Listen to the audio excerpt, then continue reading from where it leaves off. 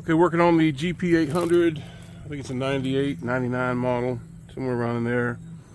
I've removed the spark plugs, removed this hose, loosened these clamps, and we got to get under, get this boot loosened. You just got to be gentle with this. Don't poke a hole through your rubber. Expose these clamps. You've only got to loosen the one side, this one. So we can take this exhaust piece out.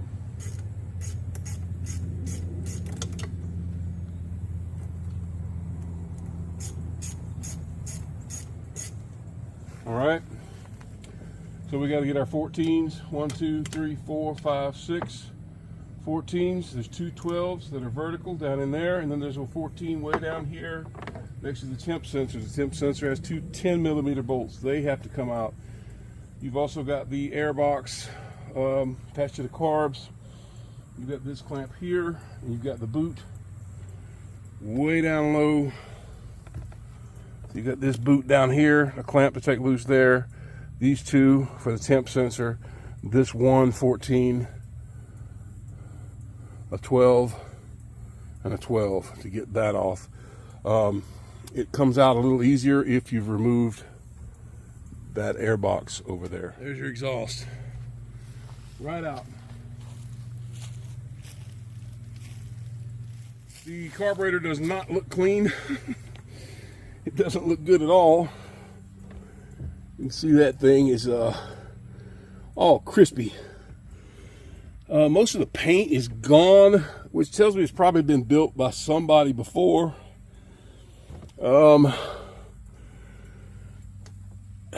Yeah, so all right, I'll go ahead and get over on the other side.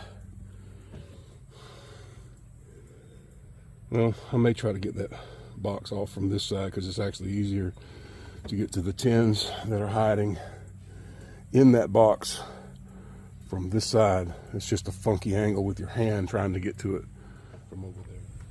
There's the bolt. These will loosen up on you. That's why you put Loctite on them when you put it back together. Those carburetors look awful, genuinely awful. Carb will be freed up. I've got to take the power valve motor out as well. So to finish getting this out, you got two 10s down here. You've got to take this electrical box out. It's 12mm bolts holding that in place. I think it's just 2 on this one. Get it out, open it up. I think those are 8mm bolts all the way around it. You got to take all of them out and pull all your wiring that runs to the stator to free up the engine to be removed. I'm going to pause here because I got to take a break. All right, going into the electrical box. Decided to get my little tool to make this faster. Here's the wiring. You've got a fuse here. If the fuse is blown, you won't have a dash lit up, which this one doesn't. The fuse looks good. Of course, you'll always have to check it with a meter to make sure. There's your coil. It's one coil that fires both spark plugs. I will be replacing that. I've got a butt connector here. That one's male. This one should be female. Nope, that one's male. Now I will go ahead and do those fuel lines. I'm going to go ahead and take the 4 12mm that hold the engine to the hull. I'm going to take them loose, and I'm going to take these two 10s out that hold the cables for the power valve motor. All right, I just lifted this one up out of here by hand, but I wanted to make note that there's a white wire that joins these two together. They go in the box together, but they join right there, and you have to separate them there because one set stays with the ski, the other set is going with the engine. Got to pull the starter. That's rusted up pretty good. I'm going to have to clean that up too. And that'll be it. I pulled the ground from the battery I just wrapped it around the engine. Let me get my 10, take that off. I'll get the hand trucks, wheel this engine over into the shop. Okay, got the 800 engine out up on the table. The 1200 engine sitting right behind it. And I had a dead rear cylinder, which seems to be always the rear cylinder that on these 800s, or at least all the three that I've messed with. That seems to be where the problem is. I haven't had a front one be bad yet. So I've got to get the cylinder pulled. So I've got to pull that exhaust. I don't really need to get into these reed cages right now, but I may end up with a full build. Who knows? Let's turn this around and get that exhaust off and see what we can see. Okay, pulling the exhaust, 8 bolts.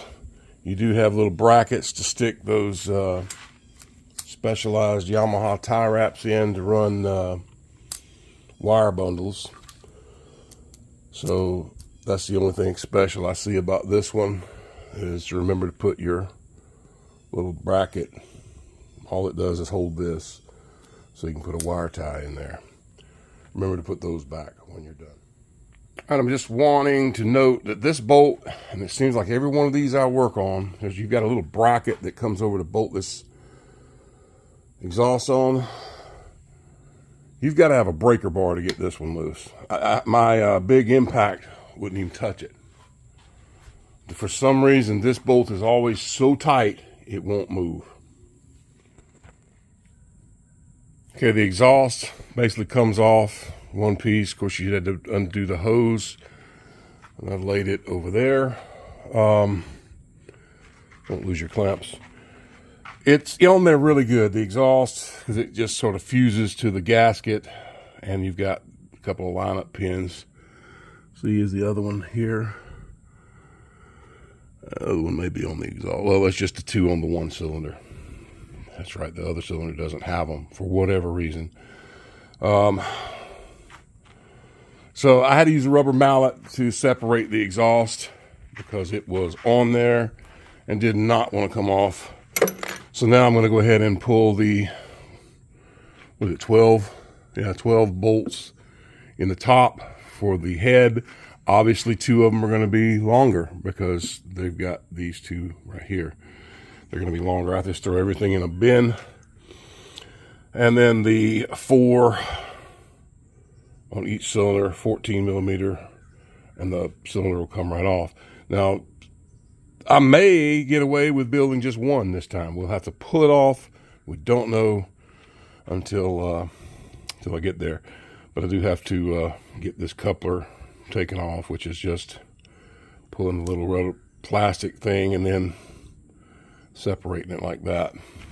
And that should come off, actually. You just tilt it down and pull it right off. And that's off. Yeah, I'm not a big fan of those factory Yamaha connectors that they use. Well, let's go ahead and pull the head and pull at least this 1 cylinder. Let's do a first look at the domes. Really not too bad. Not chewed up too bad. That's a little bit. Not as bad as some I've seen though. So let's put that over here. My part staging area for my builds. See what I can see from the top. Not much. Not much, so pull the cylinder, see the rest of it. Let's pull this cylinder, see if I can pull it. I broke the gasket there, so should be able to get that off. Oh boy, there we go. Cylinder is off.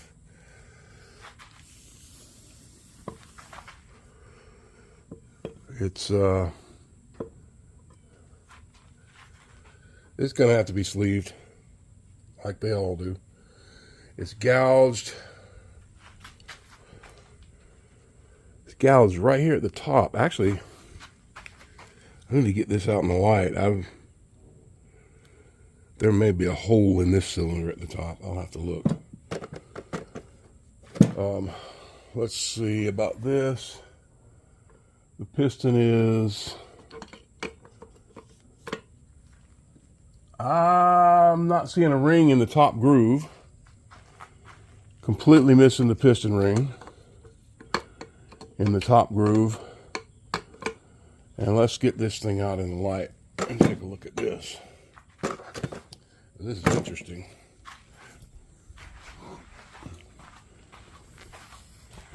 Never seen this kind of. No, it's just gonna need a, see that bad ding? It's gonna have to be bored and sleeved. I guess the ring popped out. So I gotta send this one off. This has gotta go off. Get a sleeve stuck in it. And a new piston. And it'll be ready to go.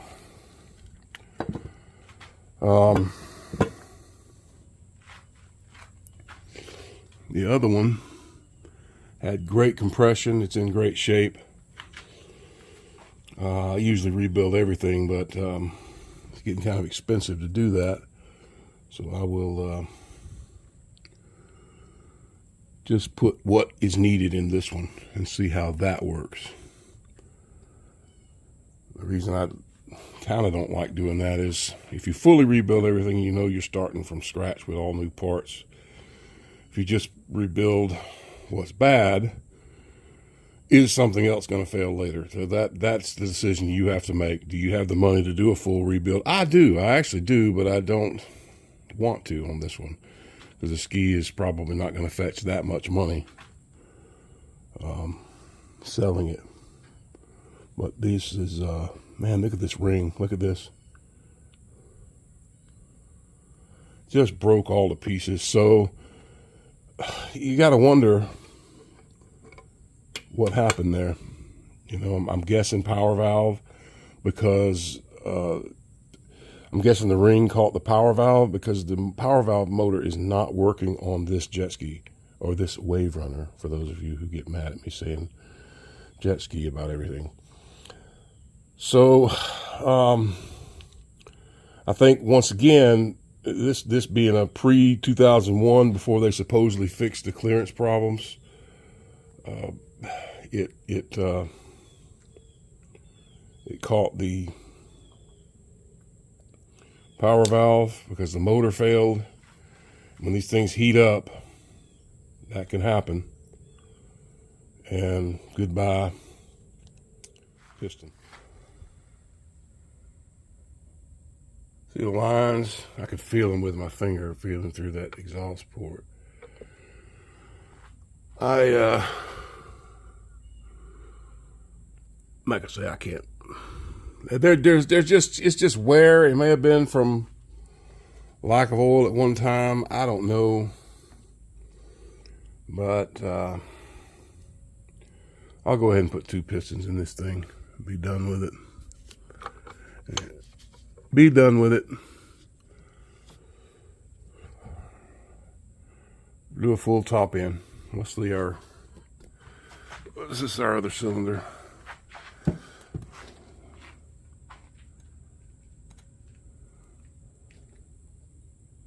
It's smooth. Smooth all the way around. So, not going to need a sleeve or anything for this one. But I will basically just, it'll have a fresh top end. How about that? We'll start with a good fresh top end for somebody. Let's see. That's motion in the piston itself that you're seeing there. There's always a little bit of side-to-side motion on your rod, always.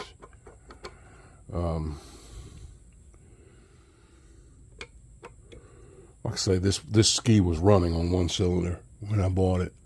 But this one, the guy told me the other one had low compression in 1 cylinder, but he didn't mention that about this one. So both of them had a dead cylinder. All right. What do I do with that power valve? I just want to show you. You can tell the power valve hits the, if I can get this to focus. See how shiny the edge of that is? It should be all nice and black like this. When you see it shiny like that, that hit the edge of that piston and hit the edge right there. So that's how you can tell this power valve hit that piston. So to get your power valves off, you've got to have a pair of snap ring pliers. There's a little clip, you spread it, pull it off. Behind that clip there's a washer, stainless steel. I've already pulled the bolt out of the top there. Now I can just grab that wheel and pull this one. Let's see if that'll work. Sometimes they're kind of tight. Sometimes they're kind of tight. There it goes. Right off. Right now, remember I had a washer, so that's going to drop. There's no clip on this other side. Put that in my parts bucket. My washer is still stuck to it right there. For ease of finding it, I'll just slide it back on here. And that one's ready. Now the only thing left on this one is the larger, lower, right there. Sometimes they can be so caked with grease that you can't see them. Right there. Let's get that thing in there. And these are usually tight, especially if nobody's ever done anything with them. They're put in with Loctite. Oh, this one, this wrench, Allen wrench is barely big enough. There it goes. That one wasn't too bad. Pull that out.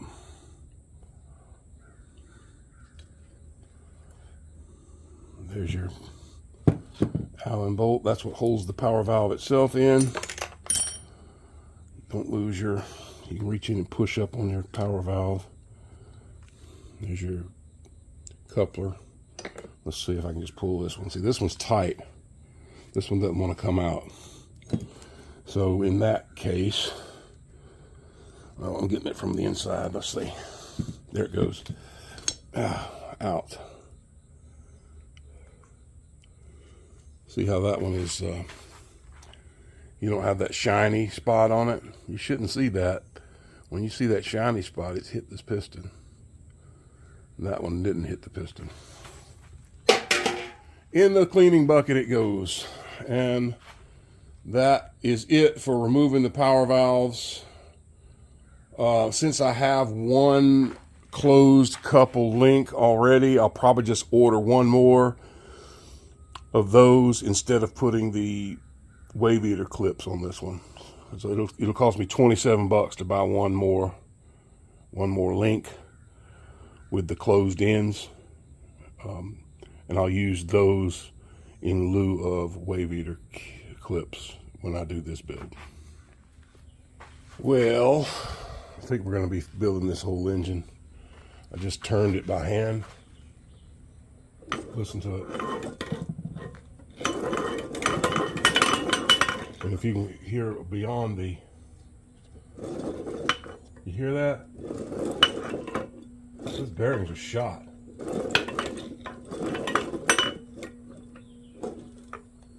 Those bearings are shot on that crankshaft. There ain't no saving that. You put that together, it's going to blow up. There's no smoothness. It sounds like it was run without oil.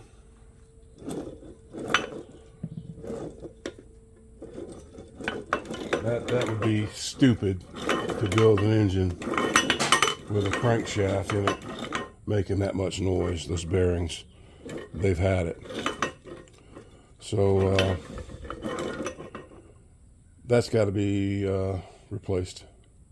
So once again, full engine build. That guy got me on this one. All right, I got the stator cover off. There it is.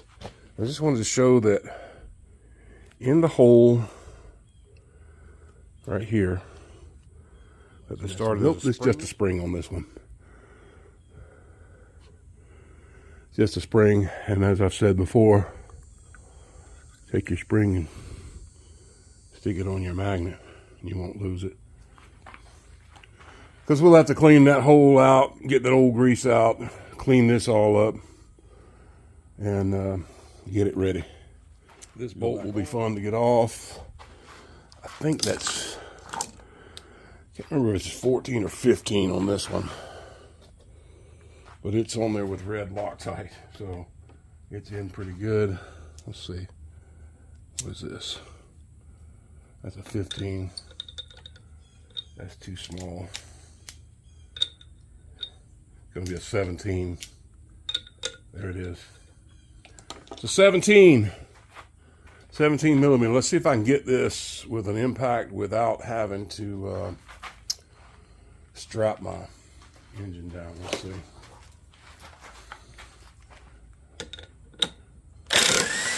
Yeah, look at that, look at that, look at that. Right off. That one wasn't too bad. Throw it in my parts bucket. Then you have to use a puller to get this off. Takes a standard steering wheel type puller thing, 3-prong one.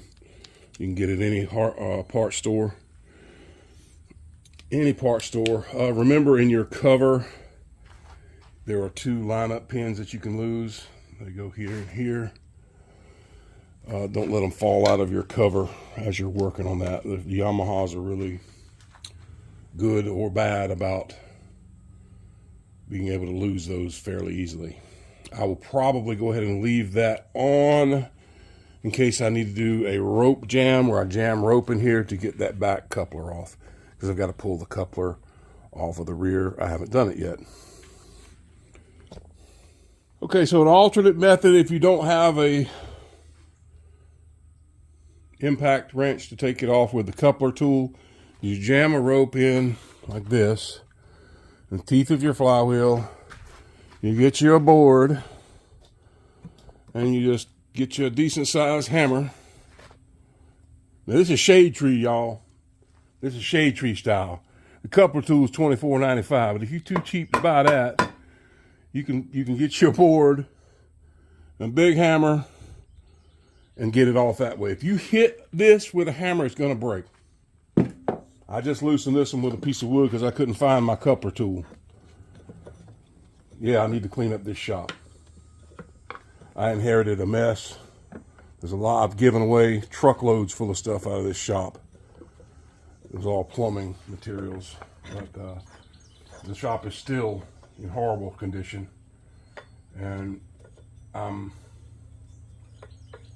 just haven't taken enough time to really straighten it out. I've gotten it to where I can use it, and that's about it. So there's your coupler, off without a tool, in one piece, not damaged, using a wooden 2x4 and a big hammer. And the rope jam. If you don't have something to jam this from turning, you're not going to get it off. So that's still got to be pulled. And usually the rope, look at that, comes right out after the job's done. It doesn't get all stuck in there. I've used that rope jam method several times. And if you've got the cover pulled here, it's easy to do.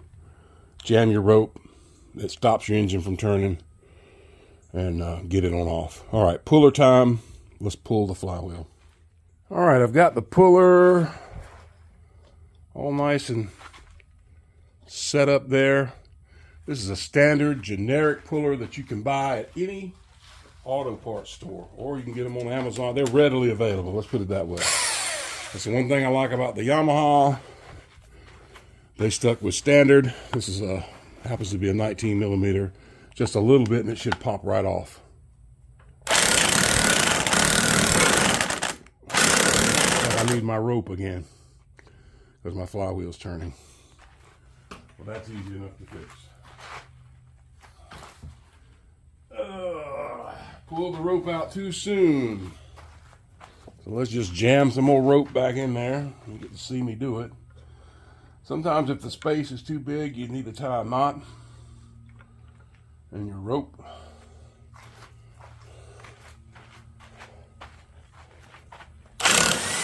That's it. Oh no, I went the wrong way. Let's see.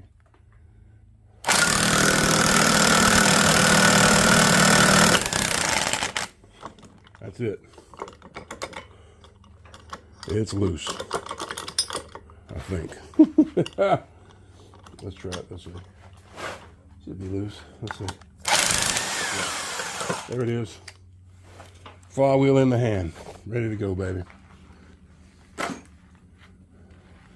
Now, don't want to lose your, if I haven't already. Yeah, it's fell out. My woodruff key fell out. So, got to stop what I'm doing. Look for that little thing. There it is. Right there. Get it over here.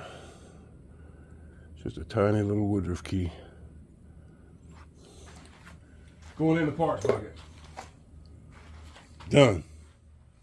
Okay, I took out all of the main bolts and the secondary bolts that hold the bottom of the case to the top. Took my wooden piece of wood right there and knocked the two cases I have in the two case halves apart, because they're stuck together pretty good. So there is a sealant holding them together. Put those in my parts cleaning bin. Let's see if this will come right out. That's in there a little bit. So I'm gonna have to do a little knocking with that piece of wood on the ends, I guess, to get this out, because it's not wanting to come right out. So let's see what we can do about that. These older 800s had this weird block on the bottom of them. Kind of a pain. I should have taken that off. You ready to drop out now? Because that's kind of in the way of what you're doing. Let's see. No, that's wrong. That's a 10 millimeter.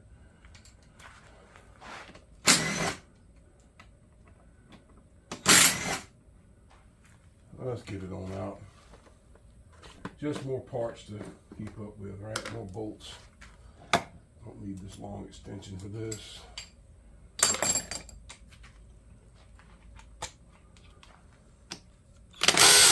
Ooh, it's not on all the way.